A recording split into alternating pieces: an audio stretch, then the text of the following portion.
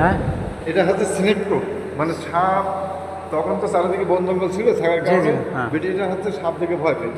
তো যাতে সাপ বা বিভিন্ন পোকামাকড় কোনো কিছু চলতে না পারে এমনভাবে ফ্লোরটা করেছে, আজ থেকে 200 বছর পরে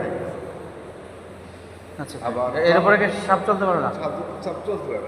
13 সালে এটাকে পরীক্ষা করে হলো 60 সালে আমাদের এই মাঠে হচ্ছে ঈদ আনন্দ উৎসবে অনুষ্ঠান করবে করার পরে তখন উনি এসে ঘরে এসে বললেন যে তোমরা তো বড় দেখলে সাপ চলতে পারে তাহলে এটা হচ্ছে তোমরা কি কোনো পরীক্ষা করেছো?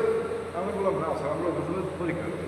তখন উনি 2 জন সাপুড়িতে ডেকে নিয়ে আসলেন, নিয়ে এসে 2 জায়গায় সাপ ছাড়লেন। ছাড়ার পরে অনেক নাড়াচাড়া করবে কিন্তু সাপ কিন্তু চলতে পারে।